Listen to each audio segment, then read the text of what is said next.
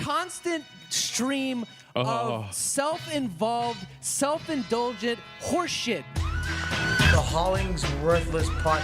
What a fucking dumb name. It's worth, but it's worth less. You fucking stink. Fucking yuck. We could play a game. What's the game?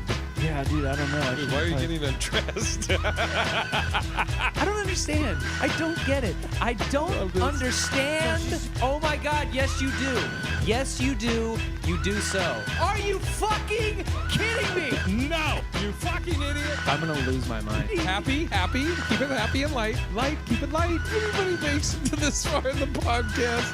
It's still not worth it. Hey, what's up, everybody? Welcome to the HollingsWorthless program. This will be for Wednesday, March 13th. I'm your host, Big Irish J. Hollingsworth, and this week we do not have Cocaine, the co-host. Stepping in, I got Jack Galvin, and this is a special episode. We're doing a swap cast with the guys over at Ready, Set, Blow podcast, Randy, Valerio, and Chase Abel. So enjoy the swap cast, and Kane will be back next week. Enjoy the show. I don't know. We're going out of order because we got two special guests in today. Wow. Three. One of them is a silent partner, though. He's filming. We've got Jay Hollingsworth. Yes.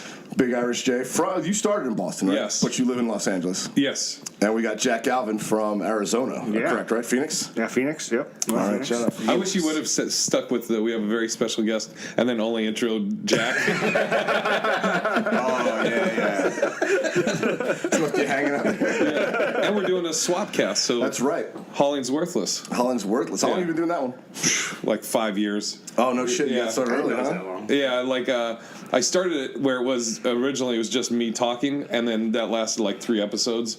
And I don't know why, but I literally, this is an exaggeration, I'd probably yawn on my own thing in that hour. I'd probably yawn 30 times minimum every time. And people would be like, why? I'm like, I don't know why, but when it's just me, I'm boring myself. I have no idea. It sounds like it feels like a one-way conversation, like a one-way phone call at that point. Like, Yeah. You know, if you someone's Yep. Yeah. And so after like 3 episodes, I started having a buddy, Phil Fox was co-host for a while, and then now it's my buddy Kane Holloway, who's not here, and Jack's been subbing in as the co-host. That's right. And how have you been featured for him on this little road trip? Yeah. Okay. Well, I hosted this past week. Okay, I nice. featured for him at the Wahaha. And how'd you guys link up at the Big Pine?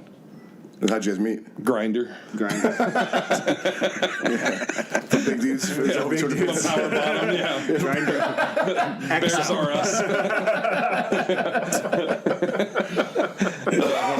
No, it was it sounds so weird. We had but trouble figuring this out exactly. We bonded at Big Pine, bonded at Big Pine, and then I think we knew each other a little bit before that. We had run-ins, and but then really bonded the second time at Big Sky. Nice. yeah. Where we just went both just to.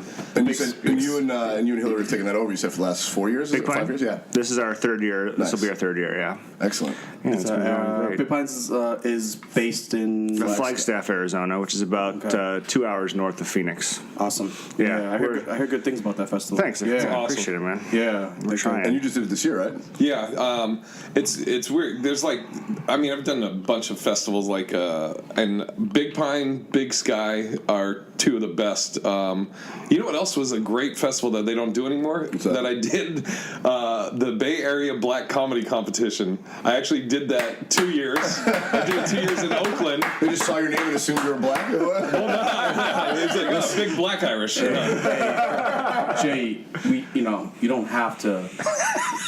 You know what I mean? Chase, did you hear I said Bay Area Black? I just want to make sure you. Different black. It's a different. No, but it was Oakland Raiders guys. I was the only white guy in the finals one year. Nice. But what's crazy is when I moved to LA I started comedy here in Boston, went to Seattle for like 5 years, then moved to LA.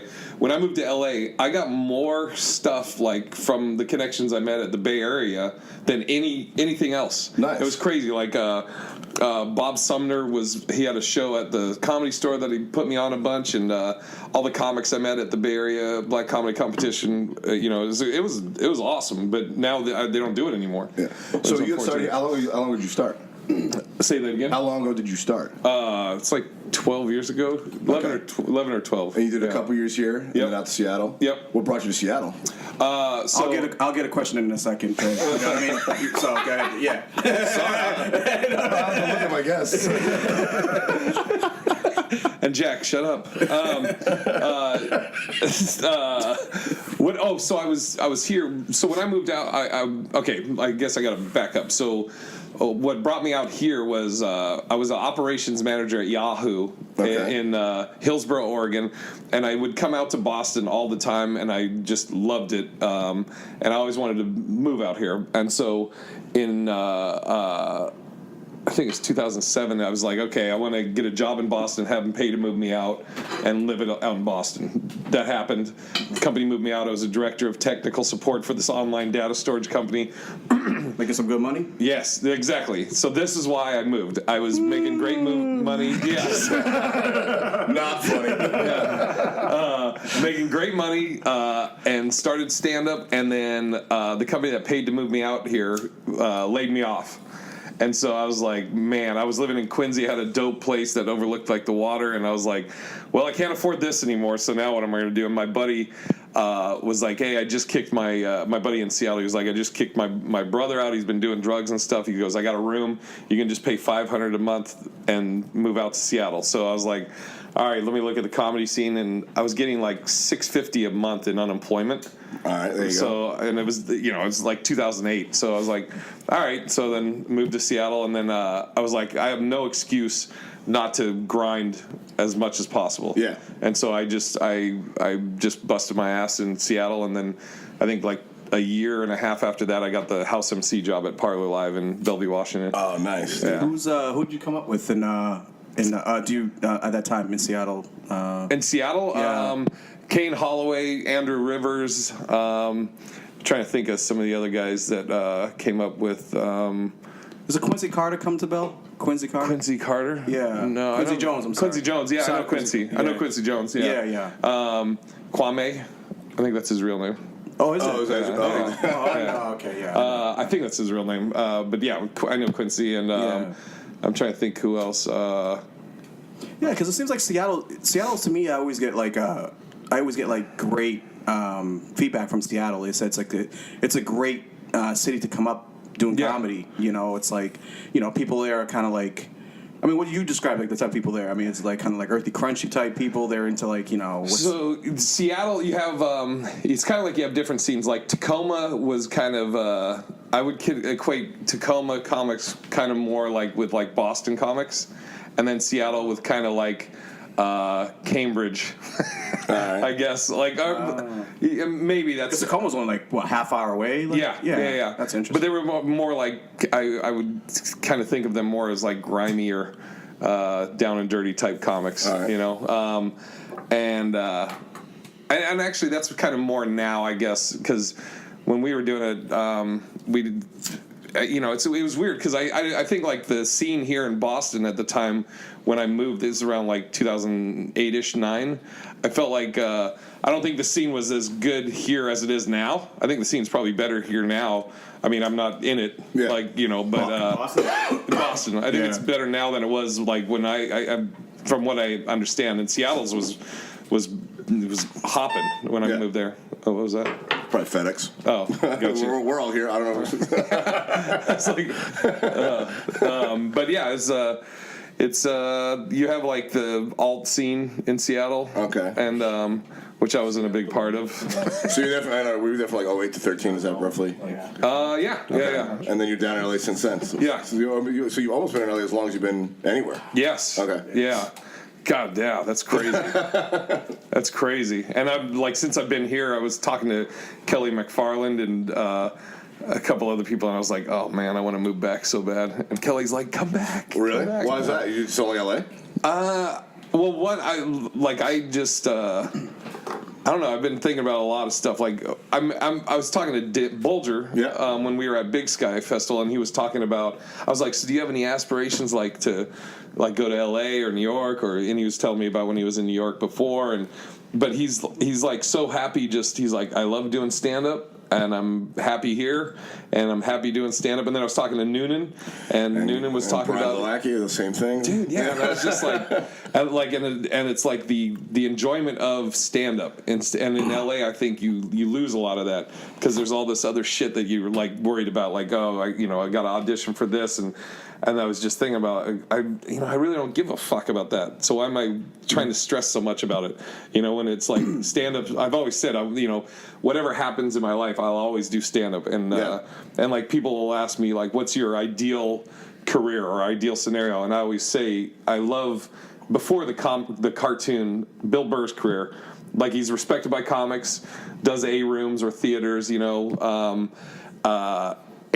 he does some acting stuff, but it's always like bit parts. Yeah. And it's never a stretch. Like, you don't watch a movie and be like, oh fuck, I forgot that was Bill Burr. You're just like, oh, it's Bill Burr playing the fucking whatever, And I think that's be a dope career, Yeah. And I think I don't think I necessarily have to be in LA to do that. If I'm more if it's just bit parts or like the buddy, I mean, fuck. I love stand up, and I think I've gotten away from the passion of like the enjoyment of stand up, Okay. Like everybody, all my buddies that moved from Seattle to LA, and actually from like Plouffe, when moving from Boston to LA, it's like, all of us have talked about, like, it's so much harder, like, it feels like it's harder coming up with new material. I don't know if it's because you're stressing about all this other outside shit, but we all definitely felt it. That's interesting. Yeah. Coming up with new material, I haven't heard. I mean, obviously I've heard that, like, having industry, it's weird to have to deal with the industry stuff, but the new maybe it's just the proximity to people out here. I feel like if you're just not in a fucking car all day, so you see someone doing some goofy shit, or reminds you of something, I don't know. That's because I've never heard that about new material. But that's kind of interesting, I guess. Yeah, and it's like I used to pride myself on, like, for a year I recorded an album, I think in like 2013ish, and I somehow the domain jokeaweek.com and ajokeaweek.com were available, and I bought them both. And after I recorded an album to kind of like challenge myself, for a year I released videos of, like, kind of documentary style of me working out new jokes every week. That's fucking smart. Yeah, and I would like self-interview. I'd say, this week I'm working on this joke, and then I would show clips of me doing it at open mics and shows, and then at the end I'd be like, okay, this is what I like about the joke, this is what I don't like. That's a great idea. And I'm going to do it again after I record this next album. So I did that for a year, and then fucking got to LA, and I was just like, man, I'm like, this just feels like it's struggling trying to, think of new shit, but, LA is kind of an interesting place, Would you, if you had what part of LA are you? Hawthorne. Hawthorne, okay. Inglewood. Yeah.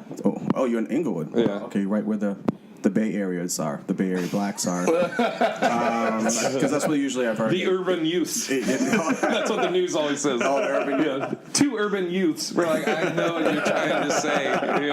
You're not slick. Coming from, do you get a lot of, I'm sure, like, in LA, there's a lot of Boston comics that started in Boston and that are in LA. Do you guys kind of, like, connect and kind of, like, have a sense of community out there? Hey, you're a Boston guy, I'll, look out for you type of thing? Or is it just more of, like, everyone's out for themselves pretty much, and if you guys cross paths, you cross paths at some point? I think it's kind of the cross. It's not so much like everybody's out for themselves, like, in a dickish way. It's kind of like everybody, I think, is all... Like, this is what I see, like, the boards, like, back when they had the Kibitz board thing here, and then, like, I'd see, like, drama on, like, the Seattle board, and I would look at it, and people infighting and just stupid shit in the community, and I'd be like, you guys realize, like, none of this shit matters? Like, you get to LA, nobody gives a fuck about any of this stuff, and it's like... I think there's a sense of, like, everybody knows that we're all... in LA, and I'm sure it's probably like this in New York, but in LA, everybody knows you're kind of like trying to find your way, and so you're kind of on like your own thing, but like you see somebody, hey man, what's up at the store? You're like, hey man, how you been? And you have that bonding there, but it's not like I haven't had it where it's like hey, fucking let's all get together and go do, hang out on this point, Yeah. It's more, unless it's like, individual people that you're friends with, like Plouf's my roommate. And no shit. Kyle? Yeah, Kyle Plouffe. Oh, Kyle. And then, Fucking Kyle. yeah, fucking Kyle. And then, like Kane Holloway, my buddy, moved from Seattle. That's all, the co-host of the podcast. Like we always hang out and stuff like that and stuff. And then like guys I met at open mics down in LA and stuff that I'm buddies with and everything. But yeah, I mean that's, and like if somebody comes out from here that comes out there, I always open up my place if they ever need a place to stay, which you two also if you ever come out to LA. Hey, man. I'll sleep in bed with you. I'll be the bottom. That's fine. Yeah. It's comfy there. What's crazy is I'm like a little spoon with Jay. I'll be big spoon with that tick on your I'm like, back. Randy, I have a guest bed. You're like, no, that's cool. Yeah, Randy's I'm like that. I'm like that because I just need emotional support everywhere I can get it. Every stuff like you were saying like with the Big Pine Festival and also being because ideally you would be considered a producer, right? Yeah, kind of. Yeah, for sure. Yeah, and then. How does that do you like when that year comes around and like comedians are like I'm sure they'll email you or contact you say hey and be like hey this do you like that part of the other side of the business what aside from performing like the producing networking? Do I like that? Yeah, I like the networking part. I feel like I'm good at networking. Mm-hmm. Even at my festival when we do like sit downs where people can talk to us, industry panels and stuff like that. I've done those at Big Sky. When I went to Big Sky, I was in the industry panel, and I wasn't a comic, And my whole push is at a festival, stage time. What you do on stage is least important at a festival, in my opinion. Okay. Out of, it's still important, but it's one of the least important. The most important thing at a festival for me is making connections. You're at a place where it's not just people from your state. It's people from all over the U.S. usually. If it's done right, we pick people from everywhere. And you can build those relationships so when you do go somewhere, you have place maybe to stay. Absolutely. Something to do. Yeah. Someone that's in someone's ear at a different club that they work at in a different state. Because you were bringing up the importance of moving to L.A. or New York. I don't think as a stand-up, it shouldn't be your main goal. It shouldn't be to get to L.A. or to New York. Your goal should be to get on the road. Yeah. Plain and simple. Good point. That's it. I mean, if you want to be a comic, but if you want to be an actor, go to L.A. Yeah. Or if where you're living there's not a big enough scene, go to New York if you're mainly a stand-up. You know what I mean? In my opinion. But if you live in a big enough city, stay there. Polish the 15 minutes you got. Always be writing. Don't have the importance that you have to turn over product right away when you're new. Just get polished at 15 and get on the road. Yeah. And I think for me, I do love to produce, but I love being a comic more. Yeah. So this year, actually, this being our third year of the festival, since we've kind of figured things out and we're not working as hard on the festival, because last 2 years I've probably pushed stand-up a little bit to the side to make sure this thing works. Yeah. And this year I'm like, I'm not doing that. This year I'm going to work on my stand-up and get on the road. And luckily, for me, luck worked out. Jay has taken me some places, and this is important, is to see if my material now works at other places. Randy's in dude. perfect position. Man. That's something like that. You realize how fucking quick a lot of your time is regional dog shit. Not that dog shit, but it just doesn't play. His references just don't make sense. Like I'm talking about Dominican people and fucking in Arizona. They're like, we have Mexicans out here with no fucking idea. Dude. Like simple shit like that. Like little things like that you don't even think about. Like in the Dominicans' defense, they've been here for a very long time. We should have caught up. If I say Puerto Rican, everyone knows that they are. Dude, it's so funny. I grew up in the Northwest, Oregon and Washington, right? Yeah. And on the West Coast, Mexicans, right? I lived in Tampa for like a year, and we used to play hoop at night. And this one guy, one night, he didn't show up for whatever, and I go, hey man, what's that one Mexican dude? And everybody just started laughing. They go, Mexican dude? He goes, he's not Mexican, he's Puerto Rican. I was like, fuck. White, black, Mexican, Asian. Dude, that's so fucked up. But I do that when I visit other countries. I'll ask like the local people, like who are like your Mexicans? Like, what do you mean? Like who works in the kitchen? Like cleans the places. Like who's the one to do all the work? Who gets shit? Like Lebanon. It's like they're the Indian people or whatever. It's like it's hilarious. I wanted to also say, piggybacking on what Jack was saying, I think, and also kind of talking about like the moving to LA thing. so much shit right now with YouTube. Like you can get discovered anywhere, from anywhere. And I actually look at my buddy Kev, which I've talked to Jack about this. You guys know Kev on Stage? Kevin Fredericks. Yeah, I've heard. I know of him. I don't know him personally. YouTube, so I knew Kev from Seattle. We used to do shows, and when he was first starting out, and he would do great, and he was clean, worked clean, and I was like, oh, you're a Christian comic, because he's a Christian, and he was like, I'm just a comic that happens to be Christian. I was like, got it.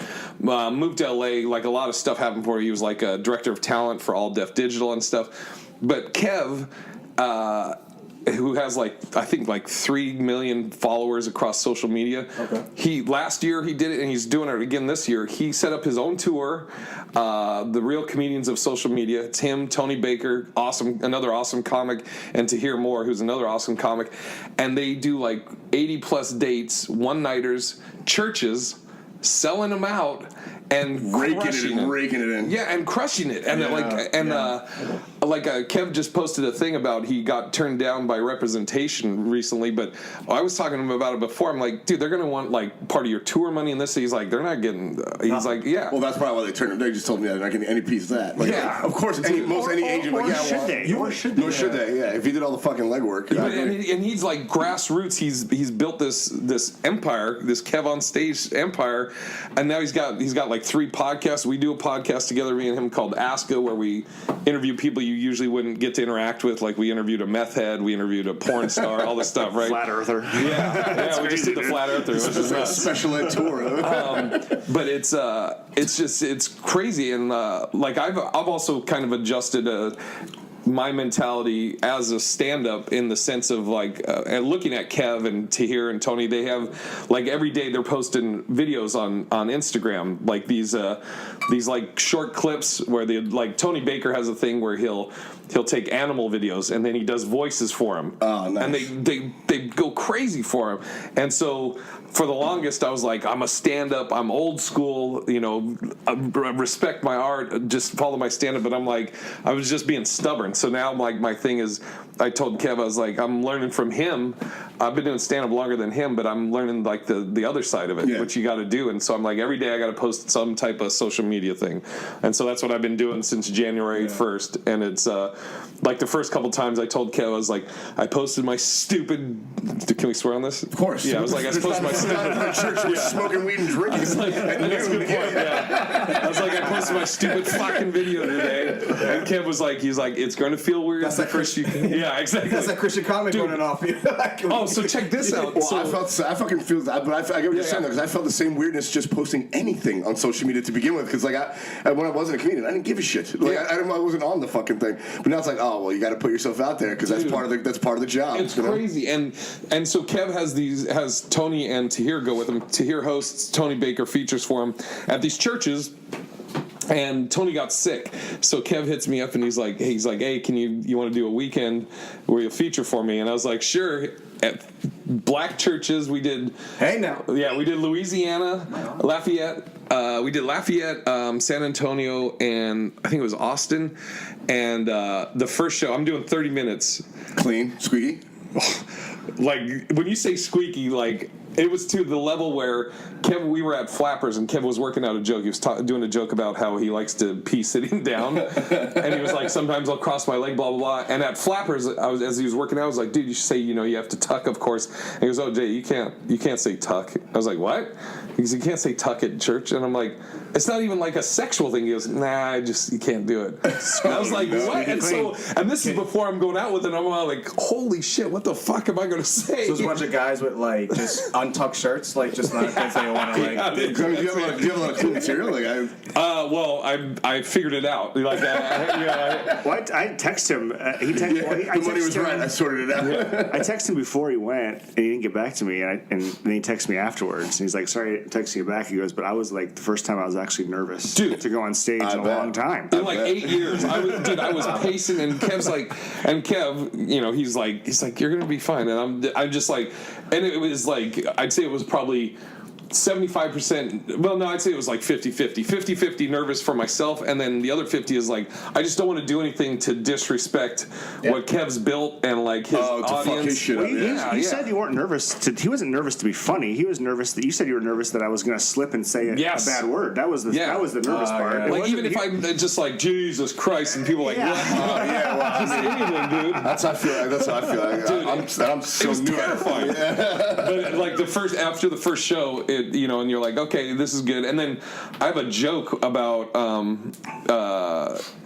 the premise of the joke is you can pluralize pretty much any group, but as a white guy, if I say blacks, that sounds weird. For me, it doesn't. I love that. And Kev loves this joke, and he was like, you should open with that. I'm like, what? I'm like, yeah. I was like, wait, this is.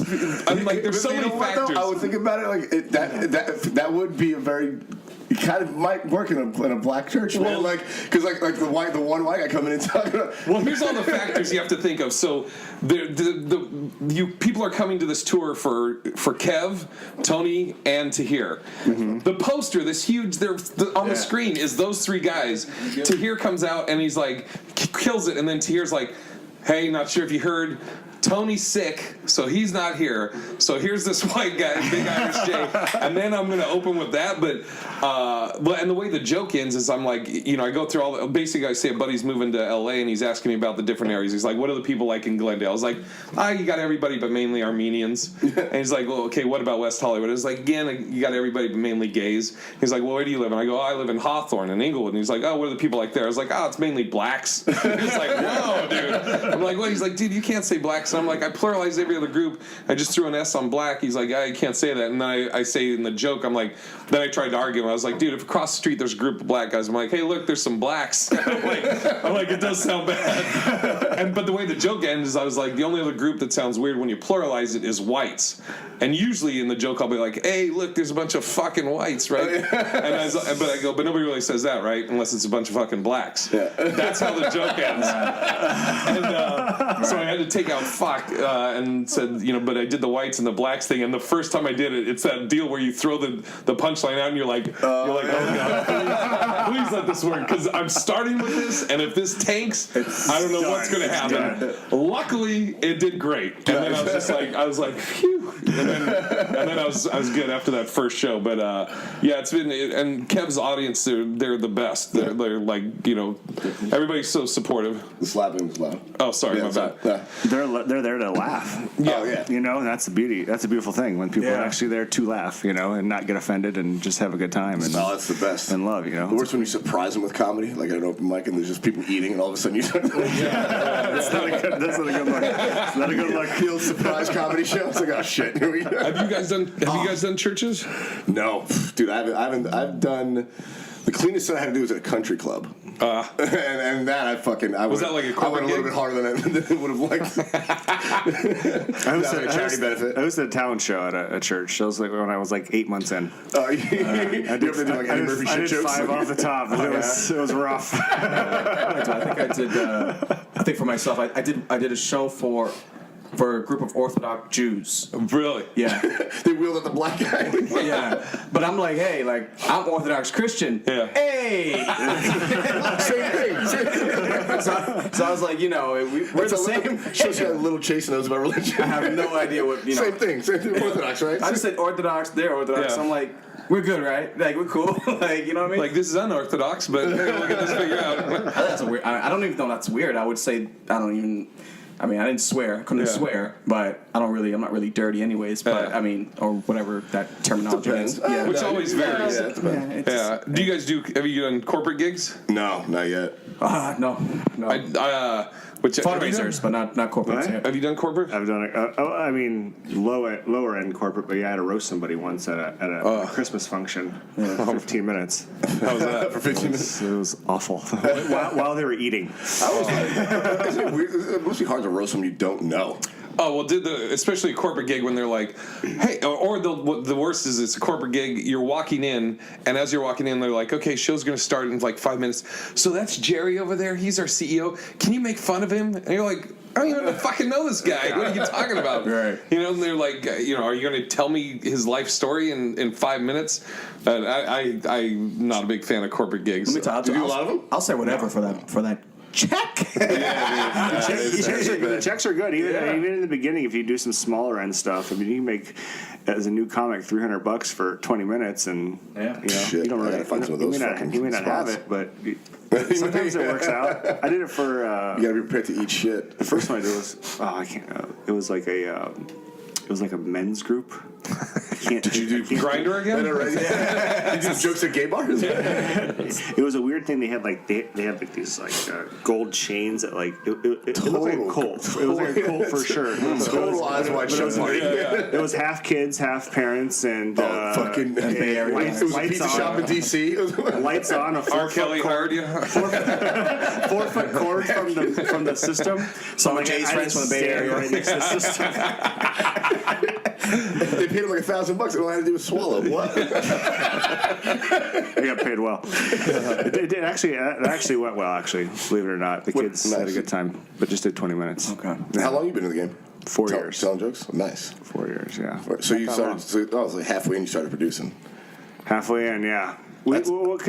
So Hillary, who I run the festival with, she, Shout out Hillary. I started at Hillary Hudson. I started at 32 a little later, and she's like, well, I think the only way you're going to get seen soon in this business is not going to be just stand up alone. You're going to have something else for people to know you from. And so she goes, if we get offered this festival, I want to take it because I think it'll move some steps along, And she was 100% right. I mean, after the first year, we got in with the House of Comedy. They come, they help us with the festival now. Rick Bronson is amazing. He's there for us. And now we have Jeff Singer helping us out, who runs New Faces for Montreal Just for Laughs. Nice. He's come on now. So yeah, I mean, I know a lot of people, and I can call a lot of people not because of my stand-up, but because of the festival. Yeah. Because the brand is good. smart. And then hopefully when I the time started is late too, man. I right. started 33. Same shit. Really? Okay, yeah. He I started get you too, both yeah. beat. All right, we can. Really? Yeah. Fuck you, Jay. You know how way, old I dude. am? Do you know? I mean, I'll guess. I can I was guess. gonna say, I'm good I would at say this. you're in your late 30s, brother. Like 38. No. But Well, yeah. Well, shit. He's not a girl. 42. You're mad. 42. Going a strong 42. No? in May I'll be 48. Oh. Whoa. I knew he was in his fucking 40s. I knew you were in your 40s. Because you're like, I don't want to. No wonder he's on the black comedy tour. Yeah, He ages like a black guy. Exactly. Tell him fat don't crack. You know? Look good, man. Thank you. That looks great, man. I didn't know for like the first 2 years. I knew this guy how old he was. Everybody's always I amazed. started late too. The one thing, when did you start? How old are you? Like 52? Yeah.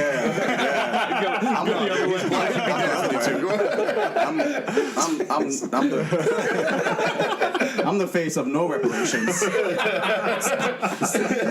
So, popping it. Sorry. Laughing hard. I guess I started. I guess there's a two-part answer to that question. I feel like every time somebody asks me that question, it's the day that you probably would start like an open mic. A lot of people reference that, like first open mic. Then there's a second part for me. It's like, okay, when did I actually take it like seriously? Because you're not really doing a lot of shows when you just do an open mic and you just kind of one day a month or one day a week, whatever. And then you start finding out your flow. You start going. My first open mic was 2013. Okay. So 6 years. How old are you? I just turned 38 Sunday. Oh shit. Okay. Yeah. You look great too. See, we all look good. Yeah. I actually, what I found is, I think I used to teach MMA a long time ago. I used to teach martial. Dude. Yeah, I had a school for like 2 years and a long time ago. Are you like badass, dude? Nah, I'm old and fat now. But Did you have a couple fights on your belt? I took like third in the World Sport Jiu-Jitsu thing, like for like it was again. So you're that big and you can fight, dude? I would have assumed. Dude, he does this thing where he puts his like hand like the 1 inch punch, a 1 inch for my chest, and then he fucking does this thing and he hits me and knocks the wind out of me. Oh yeah, I mean he's like fucking 300 some pounds. I'm from an inch away, dude. She's like, but fuck this. I'm not impressed. Well, I'm 6'4", 250. And the way he moved, you're tall too, huh? oh yeah, and the way he moved me, I was impressed. No, but It's the heaviest podcast. I noticed with like comedians and martial artists, comedians, if they're not like heavy drug users. Yeah. Like not counting. I don't count weed as like a heavy drug. Oh, but thanks for letting me slide on that one. What's up? Thanks for letting me slide on that. Everybody, most of my too. friends. But if you're not like a heavy drug user, I found that comics and also martial artists, I think, age really well.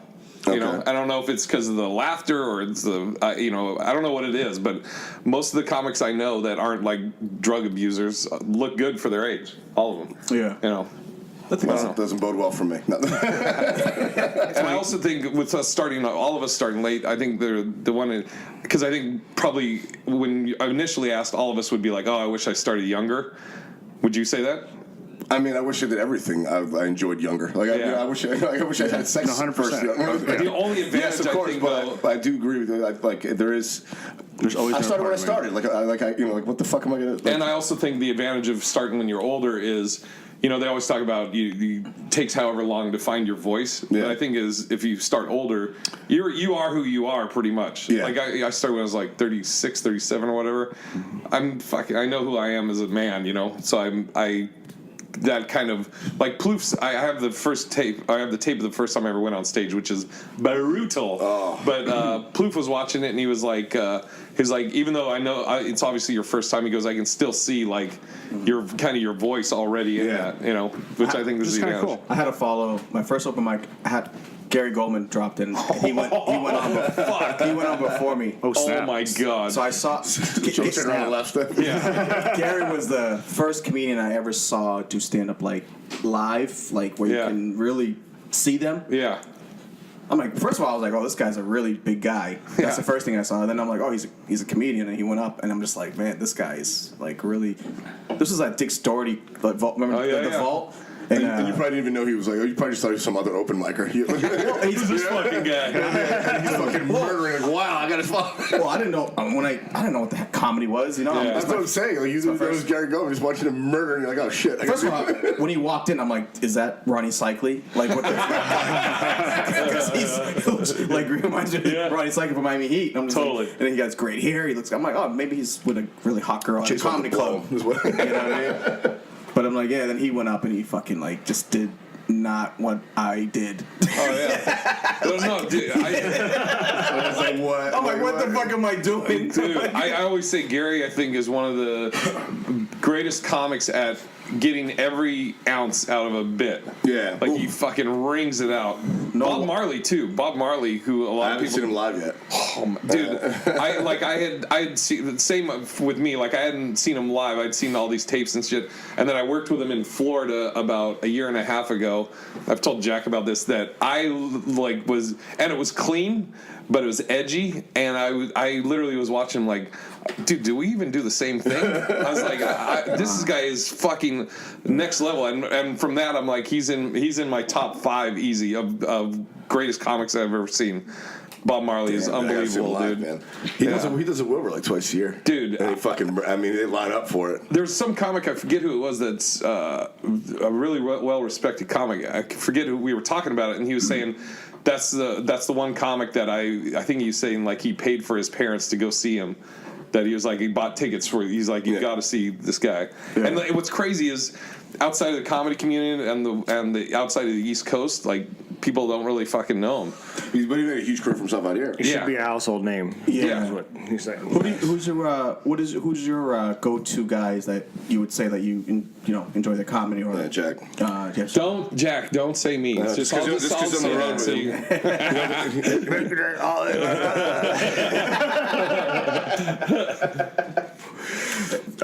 weirdly enough, when I started comedy, I wouldn't say I was a regular comedy watcher. My dad was big into it, so I knew guys like the Rodney Dangerfield and stuff like that. But one of my favorites that I found when I started comedy, Boston guy Mike Birbiglia is one of my, I consider myself a storyteller. I like to tell stories, and I believe that man does it the best, one of the best at least, not the best, but one of the best for sure. I'm a big Tom Segura fan too. I really enjoy him. Jim Jeffries, I like strong. He's a great storyteller too. Strong whites. They're all good. Tom Segura is half Hispanic. He is. He actually is. That's what he is. You know what's And he speaks Spanish, which is more. And Louis C.K. Louis C.K. is too. Yes, He's Mexican, right? He was born in Mexico. He's born in Mexico. Yeah. Those are all great. Jim Jeffries is. Who's your guys'? Oh, I mean, I started off with George Carlin when I was a kid. That was the first guy I saw. I was like fucking blown away. And then now, I mean, Bill Burr for sure. Jim Norton, I love. Patrice was one of my favorites. Yeah. Obviously, the Dave Chappelle. Yeah. I mean, he's a beast. But the usual suspects. But the one that really got me, like that made me fall in love with was George Carlin. I saw him in 1992 when I was like 8 years old or 9 years old, something like that. He just fucking blew me away. I was like, that's a thing. Like, you could be that smart and that funny at the same time. It's fucking unbelievable. And he's getting paid for it. I was fucking blown away by that. Yeah. Sinbad, I just wanted to throw. Oh, Sinbad! He was huge. I love Sinbad, dude. And clean. I saw 100% I saw him. I saw him in Portland, and he fucking murdered. He just kept his feature on. He didn't write shit. He just came, he called his feature back up, and they just bullshitted with his feature for 45, 50 minutes. Crushed, and then closed out playing a dope ass song. He brought out and I'm gonna play out, and he just fucking I was like, what the fuck was this? Sinbad. Murdered. Yeah, he's fucking fantastic. I mean, that guy probably has maybe 8 or 9 different hours, probably. Oh, yeah. You know what I mean? And just Easy. Yeah. I heard Brian Regan does that, dude. I heard him do 2 different hours if he's doing 2 shows. Well, you know about Marley's fucking world insane record? What is that? Well, I think it got broke insane. recently.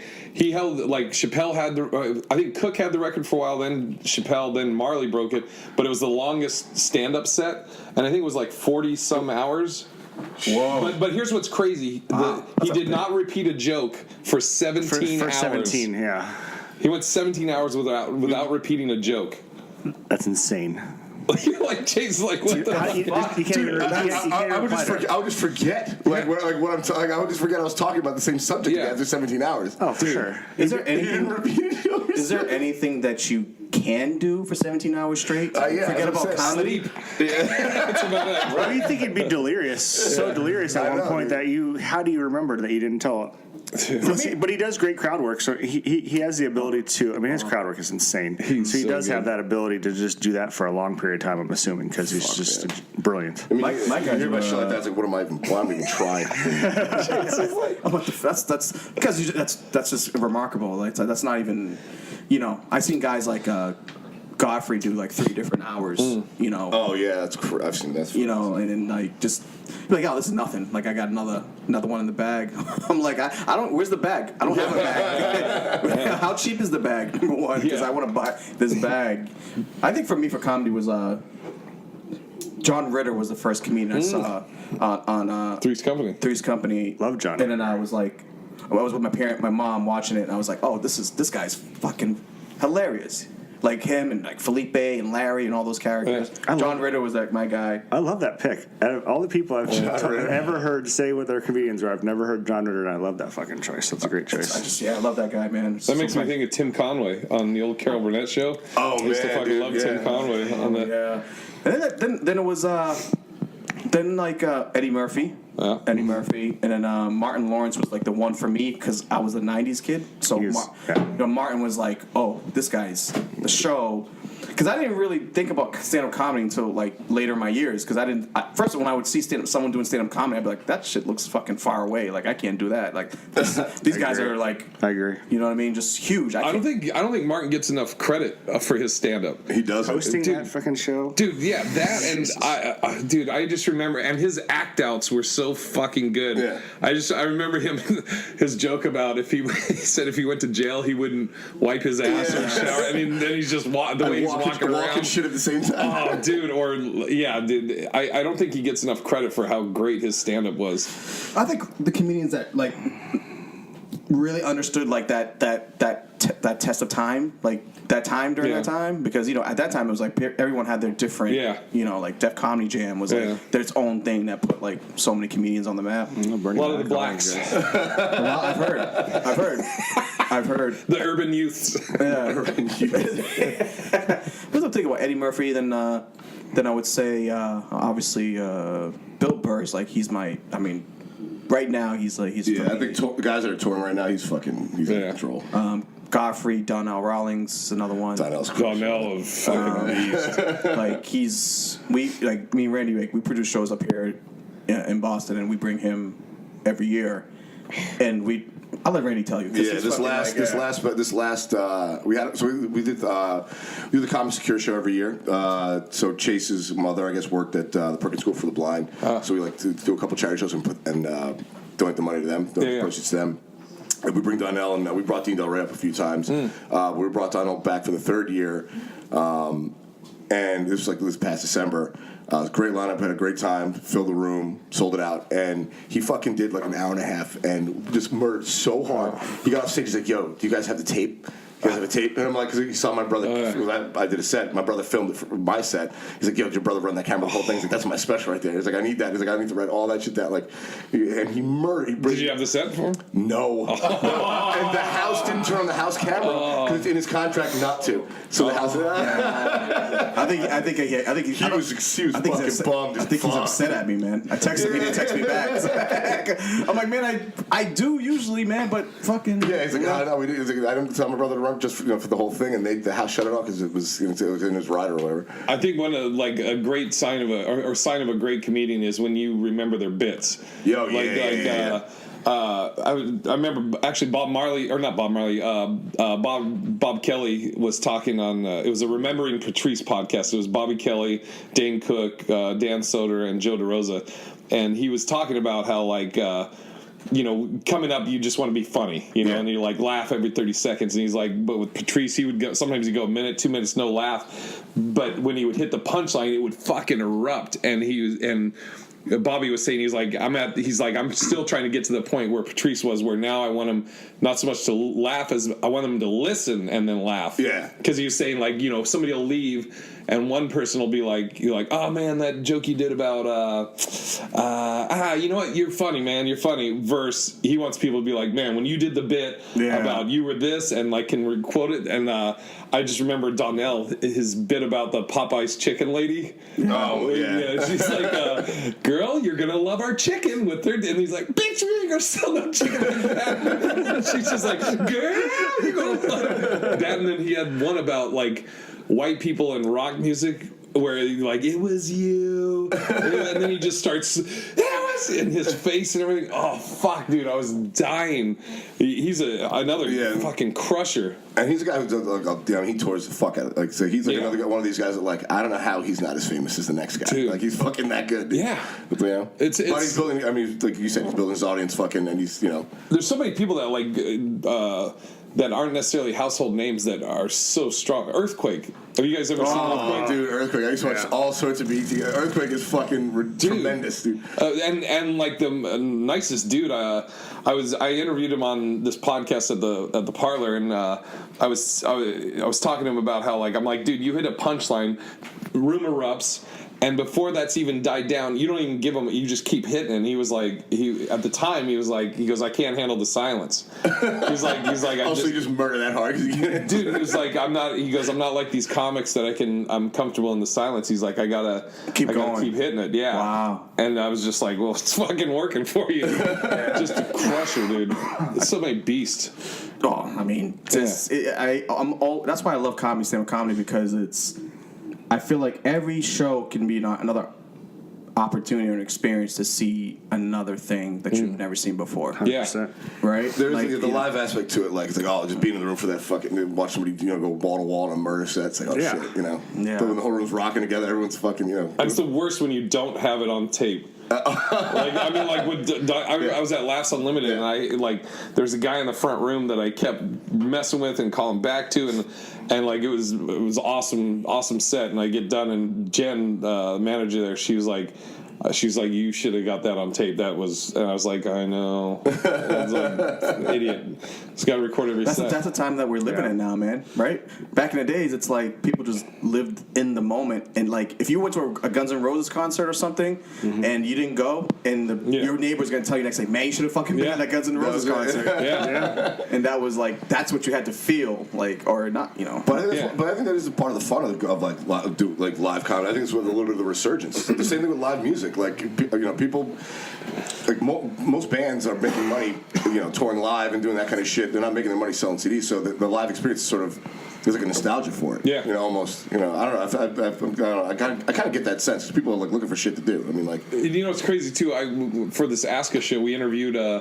She's the producer of Toby Nguye, this rapper. I'm messing up. Kev loves him and introduced me to him, and I was like, this guy's dope. But his producer is female. I guess lady is disrespectful or female's disrespectful. My mom. I was like, because I asked her a question in the thing, I was like, being a female producer, and Kev's like, you can't say female. You gotta say. I'm like, fuck, dude, I don't know. You can't say female. I don't know, dude. But anyways, in the black community, females is disrespectful. No, I think it's just you're not supposed to say female or lady. She's just a woman. What word is it? Just a producer.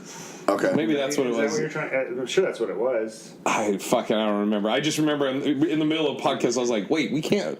I'm like, but she's a female producer. I was like, but anyways, but one of the things they say in the music industry, which I thought was interesting, they say, don't buy music, buy merch. Which I'm like, comedy too.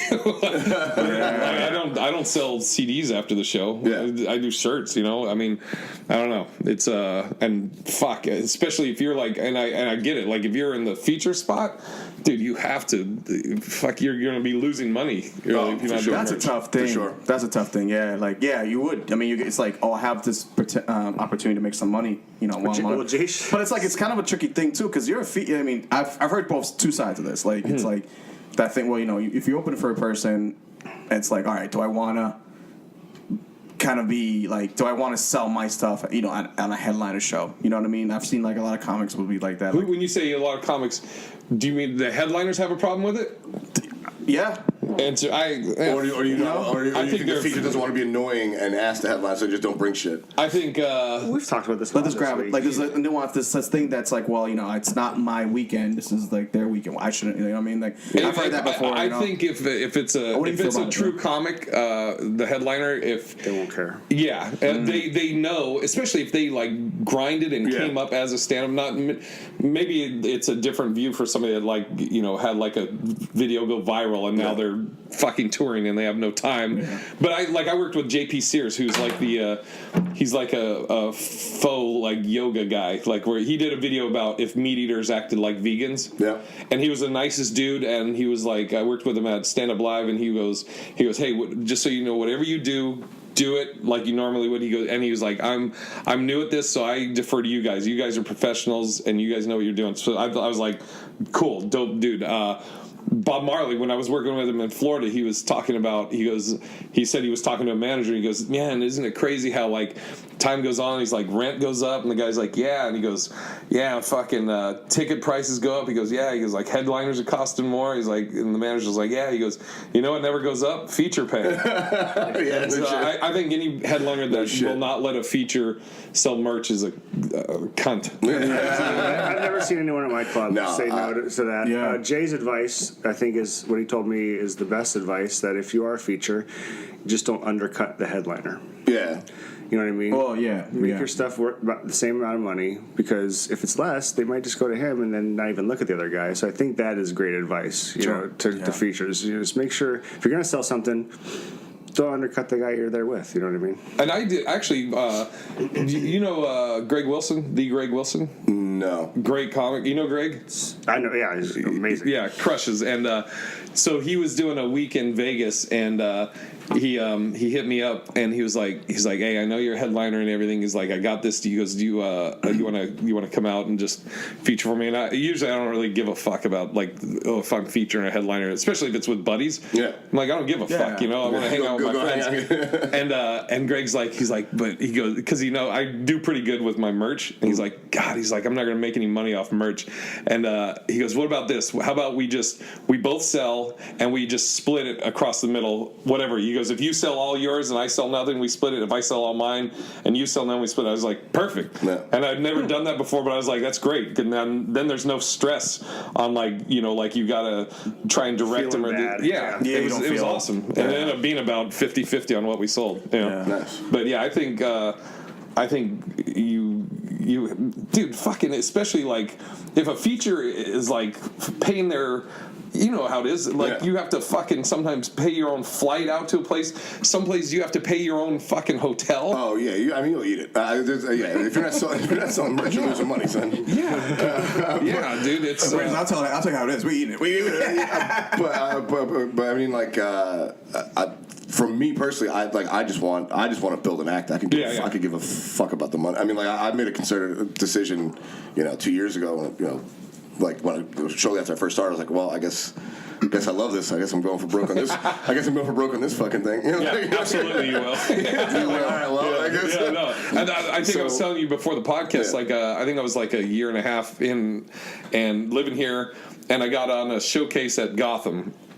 And at the time, I was like, Gotham. It's fucking Gotham. That was the first place the real stage went up. Yeah. I thought I was all right. Then right before I went on stage, I saw a photo of Greg Giraldo on stage. I'm like, I'm a fucking fraud. And I fucking panicked. I did well, but I was like, fuck, man. Like, that got in my head. Like, fuck, shit. I need to look at that. Dude, and it was like a showcase show and a bringer show. And I think I was supposed to bring 10 people. And I knew one girl in New York, one person in New York, really, at the time. Yeah, this girl. And luckily, at the time, I was in a position where I could afford to do this. And so I go, hey, I need you to bring 9 people to the show with you, and I will pay everybody's entry fee, just because I want to get on that stage, And I understand I was in a position where I could do that, and not everybody's going to be able to do that. Yeah. But I was making money, and so I was like, this is nothing to me as far as monetarily. So I want to do it so I can get on the stage, Yeah. And then I did it, and now I probably wouldn't be able to afford it. What's your full-time comedy? If you really think about it, like the extent, like what comedians will go through just to get 5 minutes on stage, 10 minutes on stage.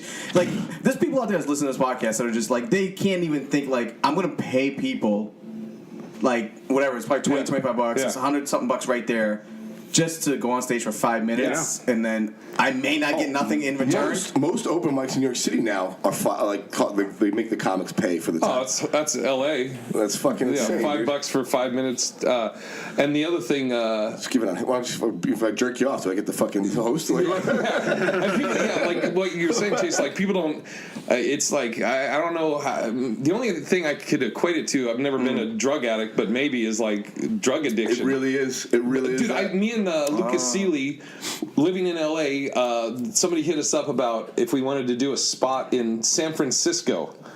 So Lucas and I were like, fuck it, let's do it. And we were like, it'll be a cool story. We drove fucking like 7 hours to do like 7 or 8 minutes each. Didn't get any money, didn't get paid, and then turned around and drove. Like, as we were going up there, we're like, yeah, man, we're fucking doing it. Cool story.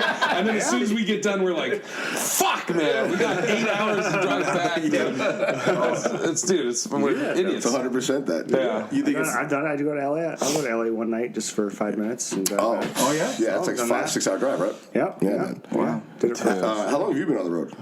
About, let me see him, probably about the last 7-ish years. I was real fortunate when I moved to Seattle. There was a headliner there, this guy Harold, that he was like a local, like Northwest. He would headline all throughout the Northwest, won the Seattle International Comedy Competition, all this shit. And so he would take me on the road with him to feature, like, most of the places we were driving to. And I say feature in quotes because he would tell me, he'd go, look, just do as much time as you can.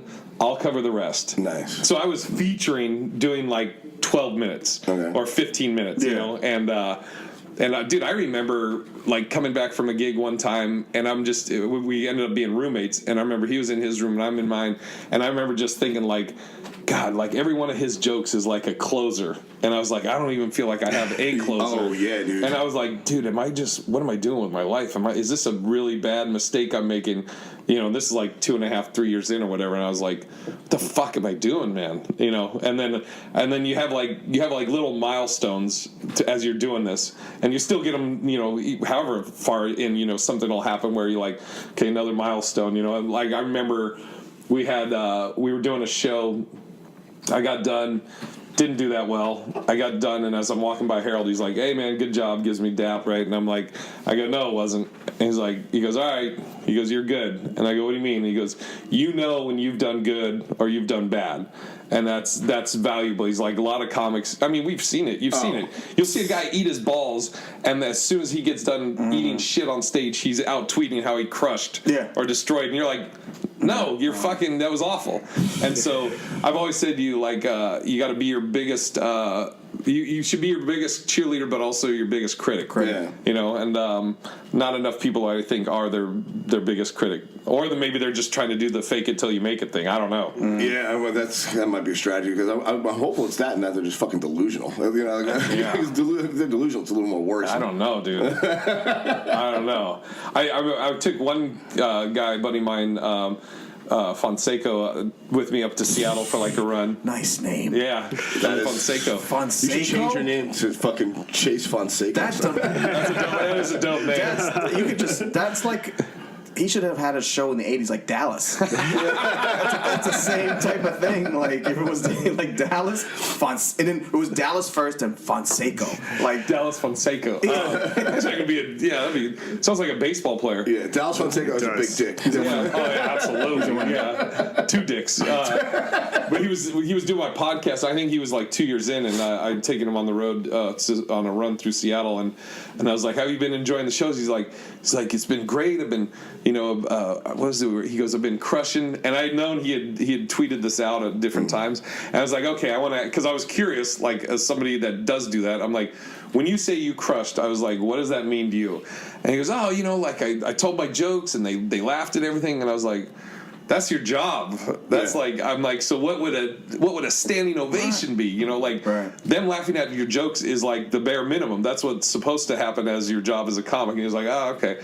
So I've always been like if I could have the greatest set in the history of stand-up, but I won't be like, oh, I destroyed. I'll just be like, crowd was great, had a fun time or whatever. I've always been kind of like, let everybody else yell your accolades or whatever. Yeah, for sure. And then retweet them. Oh, the word killing. The fucking word killing is used so dude. It makes me. I've never used it. Yeah. I would never use it. I'm only talking about for myself, because I would never say I would say I did good, whatever.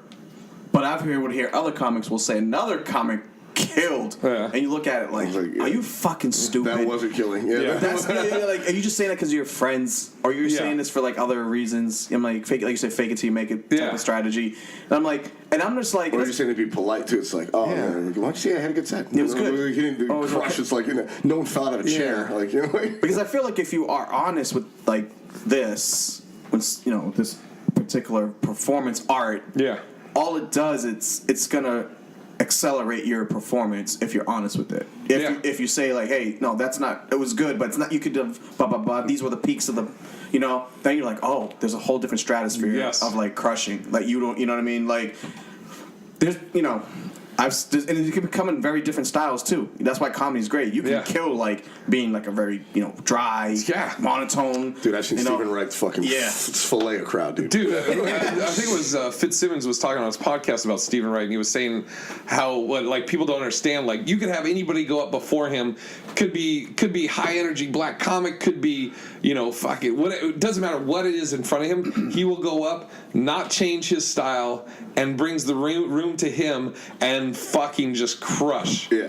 And also Rogan talked about Carrot Top, how everybody shits on Carrot Top all the time, but he said when somebody says prop comedy, who do you all think about? Carrot. Everybody, So he fucking like owns a genre of comedy. Yeah, it's like Jeff Donner with the fucking puppets. Yeah.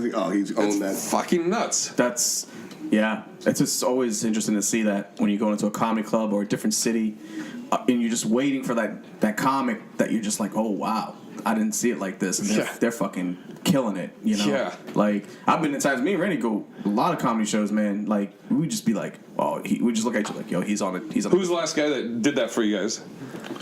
Oh, great question. For me, it was Bob Marley, definitely. But I want to hear yours. Jessica Kirsten. I saw her last year at the producer. She fucking blew me up. I was like, wow, I was blown away. She's so good, dude. She's so hot right now. I saw her in New York, and then my buddy Roger was coming in, who like I kind of came up with, guy I came up with in Seattle, and I was like, dude, you got to see this girl Jessica Kirsten. She is a fucking beast. And then he was like in tears, dying. Yeah, dude, she's so good. So good. She's amazing. Yeah, she's amazing. Yeah, she was. Yeah, I mean, we saw her at the Patrice O'Neal benefit show last year. Not this coming year because we went to that one too. But last year, all the comics were great. We had a friend that was on it, so we were just like, hey, well, we'll come support the show, and they all did good. And then once Jessica came out, I don't think. I've seen a lot of comedy. Player, son. She had she was doing characters, voices. But the writing was perfect. I mean, it was one of those like, fuck, man. I've seen a lot of comedy. She pulled out all the arrows. I got like none of those skills. Like I got one. Next level. Yeah, I was like, she has. I was like, and I didn't even know who she was. Yeah. That's how fucking stupid I am. I'm like, dude, she has the best fucking 15 minutes in the country. It's just like, I'm like, why is people not taking her on the road? I think I might have told Hillary or you about her, or I might have been Hillary, but I was like, Hillary, yeah, she's fucking amazing. Bob Marley was that for me, and it really made me think about. Again, that thing about because he did like a 15-minute bit on the process of drive-through at McDonald's. It's like one of those from he started off where he's talking about how like you have the menu before the menu. He goes, that's how dumb we are that they have to have a menu before hey, put it 15 miles out, and he talked about like you start ordering at the preview menu, and then the guy is at the other microphone going pull forward, and he's like, well, if you heard me, you could have took, and dude, he goes through the whole thing, and I was like, it made like there was a bit that I had that was just really kind of just like one little line, and it made me think like, dude, I can take this and take a person through the whole process like Marley had done for this bit, and it was amazing for me. What was yours? Yeah, you've seen a lot lately because Well, I mean, for me, once I started comedy, it was like a year in, and at the club it was the odds were against the headliner too. It was like late show Friday, 40 people in a 300-seat room. Oh, nice. And I watched this comic, Rob Little. No one probably knows much about him. He's a big cruise guy, actually. Bald guy, right? Bald guy, yeah. I know. I watched him go on stage and do an hour and annihilate these 40 people like I've never seen. And I did a guest spot, and I was like, I did pretty good. I was like, and he was like 40 minutes in. I looked to the next guy. I go, has he told a fucking joke yet? Like, because he just messed with the crowd the whole time, and it was the funniest thing and most inspiring thing I ever seen. And it made me feel like I don't know anything yet. I mean, I went up there and stayed straight on to my material in a room of 40 people in a 300-seat room where they needed something else. They were too spread out for material. You know what I mean? And he, as a professional, he recognized that and just destroyed them. In terms of it, for me, an hour. Yeah, 6-pack laughing for me, like, because there's different levels of laughter, right? There's I'm gonna eat my wine. I'm fucking high. Yeah. I'm gonna drink my wine, eat my cheese type of laughter, comedy. Then there's like, all right, we're gonna get fucking dirty and we're gonna fucking laugh. Yeah. You know what I mean? Dude, I still have to go back to fucking Donnell. It was, I think it was probably Gotham, probably last year. Oh, yeah, went after the Carolines. I'm sorry, Carolines. You fucking put a beating on them, dude. I mean, I'm talking about like, like just like. What's amazing is to crush that hard for like an hour 20. It's like how do you keep the energy in the room that high for that long? Dude, it's funny. This when you said Rob Little made me think of another comic that's bald. It was at Big Sky. I was doing Big Sky, which is a festival but also a competition. First year I was doing it, and this guy Todd Johnson. Do you know? You guys probably don't know. No. West Coast guy. Do you know Todd? But he has a bit. He's bald, and he'll go on stage with a baseball cap, and he does a bit where he talks about. He looks like he has Down syndrome, and then he does this. So we're in this competition. He's up before me. He's going. He's having a good set. He's doing good. They're getting laughs. Yeah. And he does this thing, and he says, "Blah blah blah. I look like I have Down syndrome." Takes his hat off. Does this face that the room. Oh, I've heard. erupts. People are throwing babies in the air. It's fucking, it goes crazy, like to where he has more punchlines and you can't hear him. They're laughing so hard. He just is doing the facial and everything. He gets done. Competition. He gets done. They give him a standing ovation in this competition. I'm waiting to go up. The host has to be like, "Okay, guys, sit back down. We got more people." And he's like, "Okay, this next comic," and I'm laughing. I just start walking up. I'm just like, "All right," and. I think I said something like... You obviously drifted. Yeah, I think I said something like, how you follow Make-A-Wish comic or some shit like that. And the judges, who are all industry, like, all of their comments on my set were how, like... Great following that. You know, it was like I referencing him, like that was so great how you addressed him crushing. It was nothing about my set. You crushed so hard your review turned into his. Exactly. Dude, that was so funny, dude. He crushed so hard they wrote 2 reviews on him. Yeah, exactly. One for him and one for him. Yeah. We give you 5 stars. 4 of them are for him. But oh, dude. Because that's kind of like the ultimate validation there. That's what you want to do, is follow. You gotta do that, you know? When, that's the ultimate validation. It's like when comedians say, "Hey, this comedian fucking killed." Yeah. Versus like, because the audience is like the audience. They have a different sense of. They also can be manipulated. They don't know what's hack, what's good material. They just want to laugh, Exactly. So. I think I've seen like a post like Chris D'Elia did on his Instagram. He was talking about Donnell too. On that, he just like you could just take like airplanes like in the comedy club. No one will notice. Yeah. Like it's like I don't know. What I'm basically saying is that I will never get to that level. We hope to one day achieve. It's like such laughter. Well, I just want that room for like, hey, still you want that room of like I gotta work. I gotta work. Like, I gotta work hard. Like, So this is you guys gotta run, but this is coming out tomorrow. You guys want to push anything? What do you guys want to put? Obviously, it's your own podcast, Swapcast. But I don't know if you want to push anything on our listeners. Well, first let's plug your podcast for the people listening on HollingsWorthless. Oh yeah, the Ready Set Blow podcast. It's me and Chase Abel. It's a lot of us talking shit. That's right. And every now and then we break down the news for you guys because God knows we don't read it. Strong opinions, no facts, baby. Nice. I'll just plug Nick's Comedy Stop this weekend. Nice. And also, if you're listening to this on Wednesday, I'll be at Empire Casino in Yonkers. Empire Casino in Yonkers, all right. DMX is good. Kelly, Yeah. Jack? I would like to plug my stuff, The Real Jack Galvin, at The Real Jack Galvin for everything, all right, Facebook. Cool. And then obviously Big Pine Comedy Festival, this September 19th through 22nd. Yeah. Submissions are open. They are currently open. They're open. They open March 4th officially. All right. And they'll be going for a couple more months till the end of May. And San Diego Comedy Festival, which we help produce, is also going to be in May, but submissions are not closed for that. Okay, fuck yeah. Yeah, which is at the Comedy Palace. That's kind of the home base for that. Fuck, I love to submit for that. I just love San Diego too. I just want to go to places that are beautiful on these festivals. Right.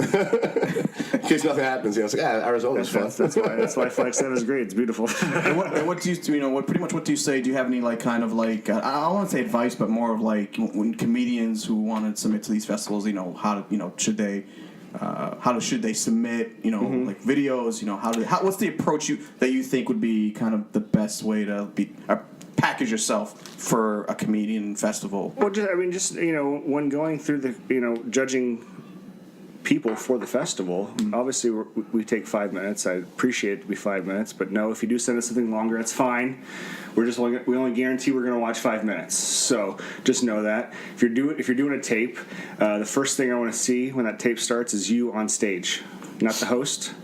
Not anything else. All right. I need to see you, and then I need a joke quick. Because you got 900 submissions to go through. And don't do crowd work right off the top because that does me no good. I need to see your writing material, and I need to see how well you're going to be in. And don't do home references. If you're going to send out a tape for Arizona, your home references aren't going to work. So do that, and then there's so many other things, and just and put down all the information. We're going to check your social media. We're going to make sure you're a good person. Yeah. And you're not a bad person. We do our due diligence. I want to see that you're. I want to see your. Hands up. I want to see that you're active. Right. What was that? I want to see that you're active on your social media, and I want to see that you're a good person. You don't attack people or stuff like that. Doesn't mean you can't have different opinions than me.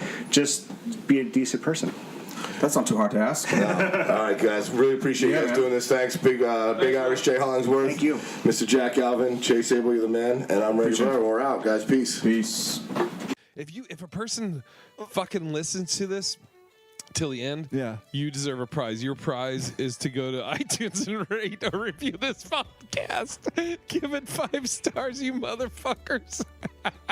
Fucking say something nice.